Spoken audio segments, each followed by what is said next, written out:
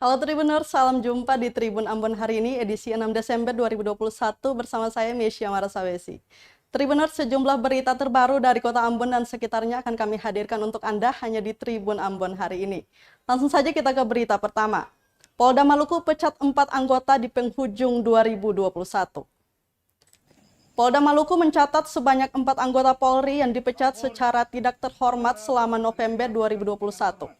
Demikian disampaikan Kabid Humas Polda Maluku, Emrum Ohhirat, di ruang kerjanya Senin 6 Desember 2021. Pemecatan 4 anggota Polda Maluku ini sudah melalui sidang kode etik dan kekuatan hukumnya sudah inkrah. Rum menambahkan dengan pemecatan secara tidak hormat pada 4 anggota Polda Maluku ini bukan sebuah prestasi, namun sangat disesalkan karena tugas dan wewenang sebagai anggota Polri dilanggar.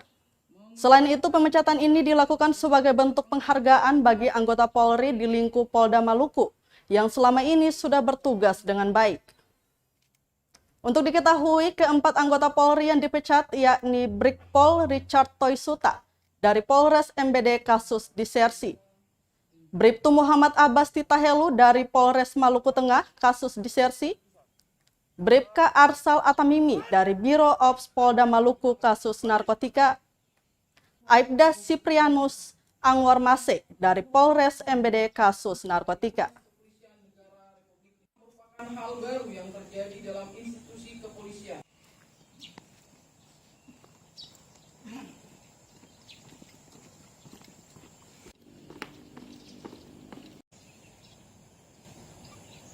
Lapor. Kepada anggota yang melakukan pelanggaran, apalagi itu pelanggaran berupa pemberhentian, dan kepada mereka atau anggota. Jadi perlu untuk Anda sampaikan, ketahui bahwa selama tahun 2021 sampai dengan bulan November kemarin sudah 33 orang anggota Polda Maluku yang kita berhentikan tidak dengan hormat. Ini sekali lagi bukan merupakan suatu prestasi, ini penyesalan bagi kita juga karena mereka juga sebelumnya merupakan anggota dari Bayangkara.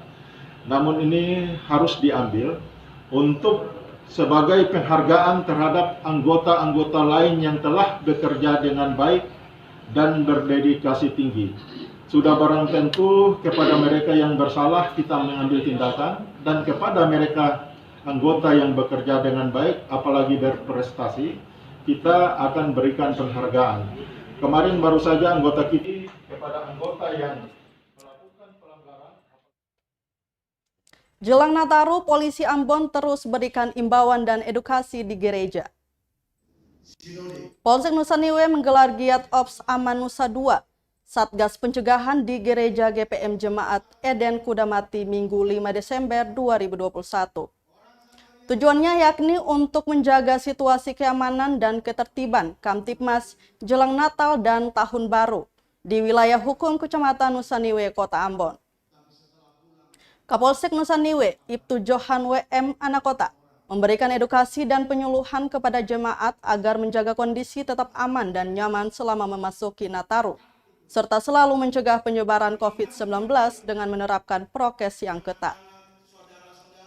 Dia menyebutkan peran orang tua agar dapat mengawasi anaknya pada jam malam agar tidak berkeliaran, sehingga mengakibatkan terjadinya hal yang tak diinginkan.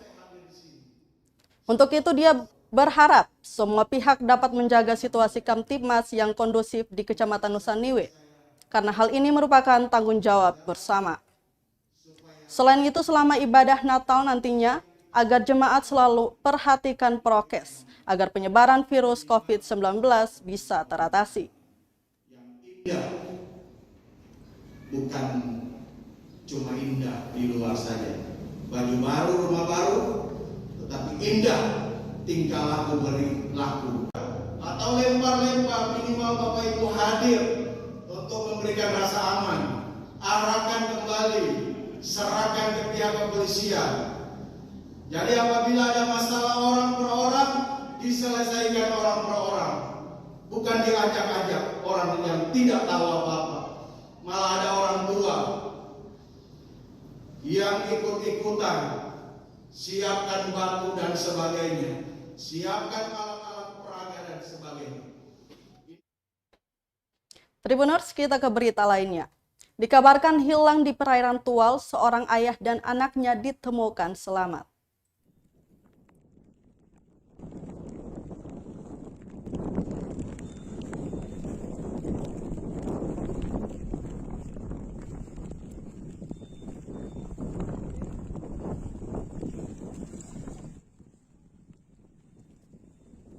Sempat dikabarkan hilang selama sehari, Baharudin Ohoirinan beserta putranya Jihad Ohoirinan ditemukan selamat. Keduanya ditemukan selamat oleh tim rescue Polsar Tual saat terombang-ambing di perairan Tanjung Tamedan, Kabupaten Maluku Tenggara, Minggu 5 Desember 2021. Kepala Basarnas Ambon Mustari mengatakan setelah mendapat informasi bahwa ada kapal kayu yang mengalami mati mesin dari warga, tim rescue Polsar Tual dikerahkan bersama unsur potensi SAR lainnya pukul 1:07 waktu Indonesia Timur untuk mencari keduanya. Dikatakan tim SAR gabungan dikerahkan menuju lokasi pencarian menggunakan kapal negara atau KN Catamaran 507 Bakamla Tual. Tim bergerak menuju titik koordinat dan heading arah timur laut dari pos SAR Tual. 1 jam pencairan, tim SAR gabungan berhasil menemukan kapal kayu tersebut pada pukul 2:15 waktu Indonesia Timur. Setelah ditemukan dalam kondisi selamat, kedua korban ini langsung dievakuasi ke Tual untuk mendapatkan perawatan. Mustari menjelaskan kronologis kapal tersebut bisa mengalami mati mesin. Pertama, kapal yang dinaiki kedua ayah dan anak ini mulai bergerak dari Dobo pada Jumat 3 Desember 2021 pukul 3:00 waktu Indonesia Timur. Mereka akan menuju kota Tual. Saat di perjalanan, tepatnya pada Sabtu 4 Desember 2021 pukul 21:00 waktu Indonesia Timur, kapal keduanya mengalami kerusakan pada mesin yang membuat mereka terombang-ambing di lautan. Dengan ditemukannya korban dengan keadaan selamat, Mustari mengaku operasi SAR resmi dinyatakan ditutup.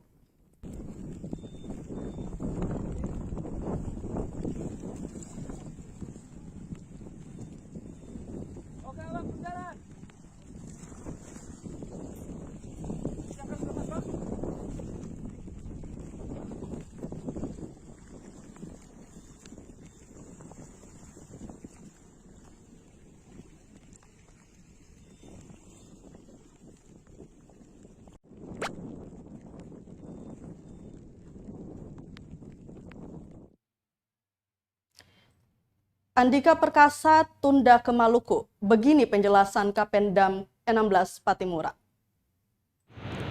Kapendam 16 Patimura Kolonel R. Adi Prayogo Khairul Fajar pastikan kedatangan Panglima Besar TNI Jenderal Andika Perkasa ke Provinsi Maluku pada Selasa 7 November 2021 ditunda hingga waktu yang belum ditentukan.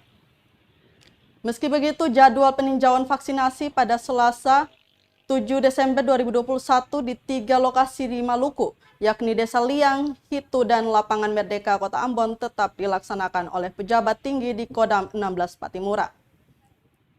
Ditanya terkait alasan penundaan Panglima ke Maluku, Kapendam hanya menjawab bahwa saat ini agenda Panglima sangat banyak. Dilansir dari akun Instagram, Presiden RI Joko Widodo menyebutkan bahwa jajarannya untuk segera melakukan langkah tanggap darurat terkait erupsi Gunung Semeru. Langkah tanggap darurat itu utamanya untuk mencari korban hingga melakukan penanganan dampak bencana. Sebelumnya, Panglima Jenderal TNI Andika Perkasa akan berkunjung ke Maluku. Kunjungan itu dikabarkan dijadwalkan pada Selasa hari ini.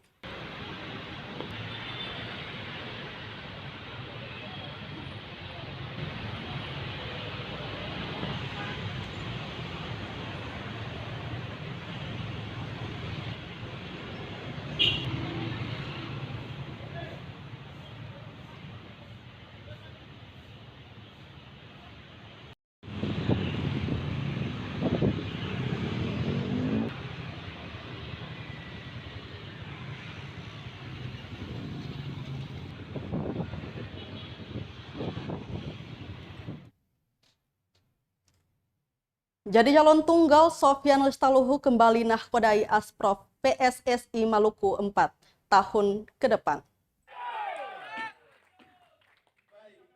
Putra Tulehu Sofyan Lestaluhu kembali terpilih menjadi Ketua Asosiasi Provinsi Asprof Persatuan Sepak Bola Seluruh Indonesia PSSI Maluku periode 2021-2025.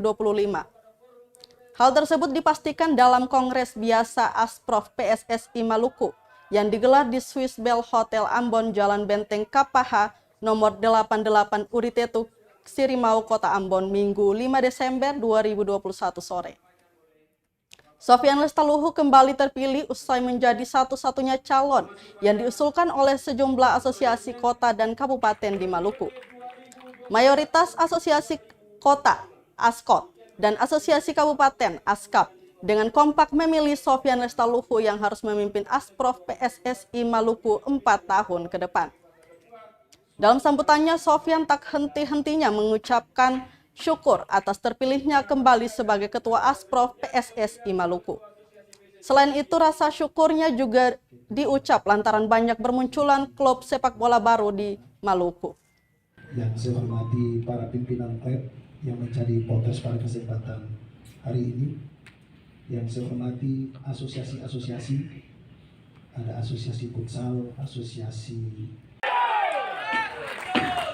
Baik, terima kasih Bapak Sofyan Lestaluhu boleh kembali sambil menghadap ke forum Kongres yang mulia.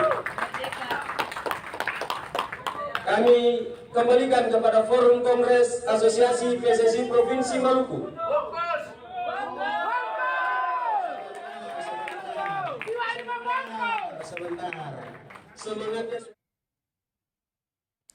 Polemik seleksi calon Sekot Ambon, Rustam Latupono minta pansel lebih objektif.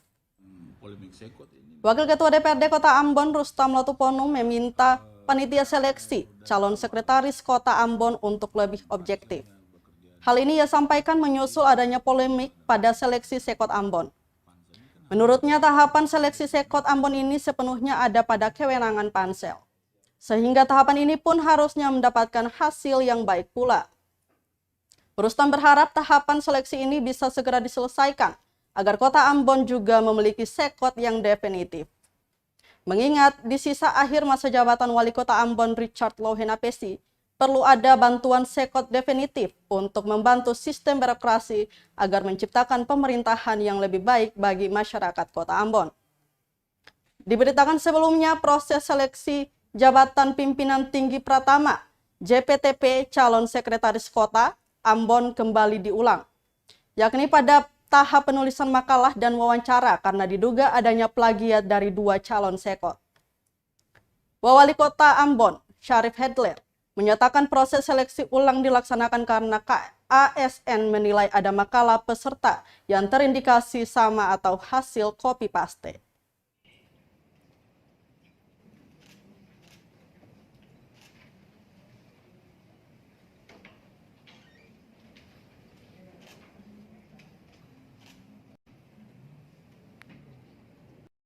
Saya kira kalau dari awal panselnya bekerja dia objektif dan optimal dalam melaksanakan pansel ini, kan harusnya hanya ada 3 nama yang dikirim ke KSN sebagai hasil seleksi calon sekot. Yang terjadi kan 6 nama yang dikirim. Jadi kalau mau bilang terkait dengan tahapan seleksi, saya kira itu kewenangan dari pansel. Kalau memang dia bekerja profesional, dia bekerja tidak ada dalam tekanan apapun, saya kira akan menghasilkan hasil yang baik. Nah, akhirnya sekarang kan terjadi polemik. Ada insiden-insiden kecil yang terjadi di sana-sini. Ya, saya kira pansel betul-betul objektif, lalu bekerja sesuai aturan main. Silakan 3 nama hasil tes ulang ini ya dikirim ke KSN agar prosesnya bisa dilaksanakan secepatnya dan Kota Ambon punya sekot definitif.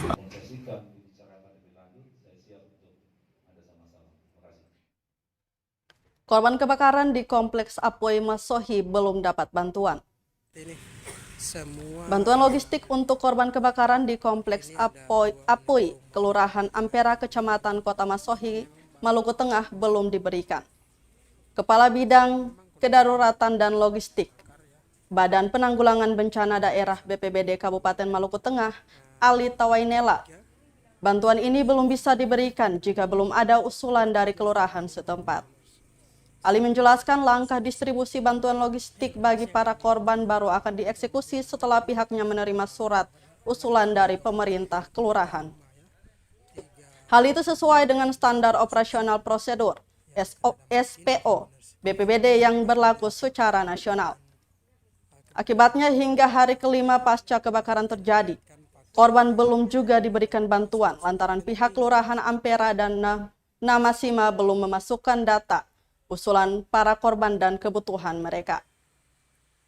Diketahui dalam kejadian ini, 2 rumah dan 1 indekos ludes terbakar. 3 ya ada.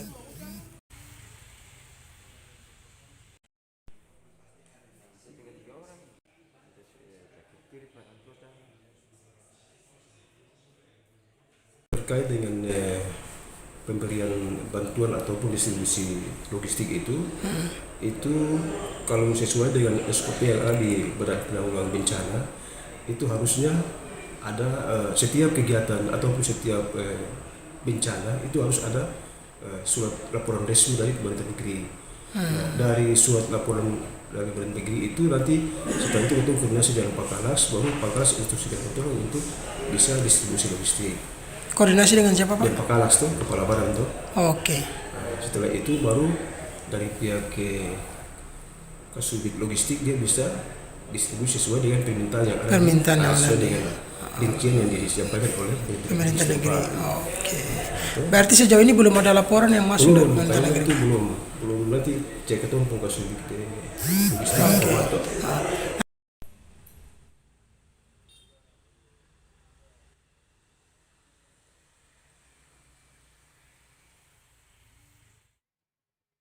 Warga korban kebakaran di kawasan Apui, Kota Masohi diusulkan dapat bantuan. Korban kebakaran di Kompleks Apui, Kelurahan Ampera, Kecamatan Kota Masohi, Maluku Tengah, belum mendapat bantuan logistik. Setidaknya tercatat 10 orang menjadi korban kebakaran pada Rabu 1 Desember 2021 itu. Lurah Ampera, Wahid Latarisa mengatakan, pihaknya saat ini tengah menyiapkan data dan rincian kerugian para korban pasca kebakaran yang menghanguskan 3 unit rumah dan 1 indikos itu. Pihaknya akan mengusulkan data tersebut ke 3 instansi, antara lain BPBD, Dinas Sosial, dan Dinas Perumahan dan Kawasan Permukiman Kabupaten Maluku Tengah, agar mereka segera mendapat bantuan.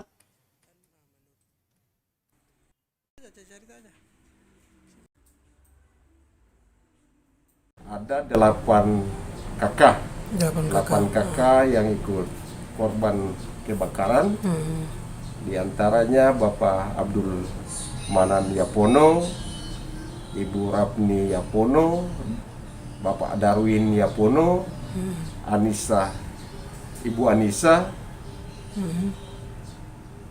Ibu Nurul Tihwayo, Muhammad Iqbal, Wa Andika, itu kos, Ibu Hasnah juga kos, Bapak Kasim juga kos, dan Ibu Irman Rumwar juga kos. Ini mereka kos pada rumahnya Bapak Abdul Manan Yapono. Itu sebanyak 7-8 orang yang kos. Dan di rumahnya Ibu Siti Rapia. Ya, Ibu Siti Rapia itu yang kos Bapak Muhammad Iqbal.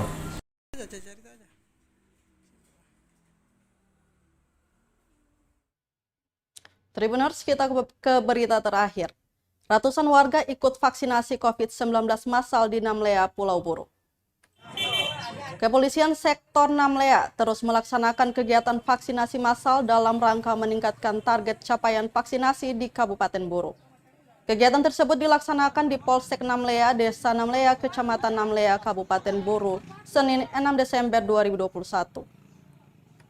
Kapolsek Namlea, Ibtu Wahidin Sabsuha, mengatakan kegiatan penyuntikan vaksin COVID-19 hari ini untuk tahap 1 dan 2. dan dilaksanakan cuma 1 hari. Dia mengungkapkan target vaksinasi hari ini sebanyak 500 orang. Dirinya berharap seluruh warga di Kabupaten Buru dapat mengikuti program vaksinasi. Pantauan tribunambon.com di lapangan pukul 11.00 waktu Indonesia Timur. Sejumlah warga di Namlea sangat antusias mengikuti penyuntikan vaksin. Baik dari lansia, anak remaja, masyarakat umum dan rentan, dan anak-anak sekolah. Hari ini targetnya ini sekitar 500-an, tapi vaksin yang kami sediakan itu sekitar 1.000. Untuk jenis stoknya, untuk jenis vaksinasinya berapa? Vaksin yang kami gunakan itu tahap 1 untuk vaksin Pfizer dan tahap 2, terus Sinovac khusus untuk tahap 2. Jadi ini untuk khusus tahap 1 dan tahap 2 kan? Iya, tahap 1 dan tahap 2. Itu diselenggarakan berapa hari kan? Untuk hari ini dilaksanakan di Polsek Pamlia cukup 1 hari saja. 1 hari saja. Ya, sampai kira-kira sampai sore ataukah sampai siang sudah selesai? Sampai sore, sampai masyarakat habis baru kami berhenti.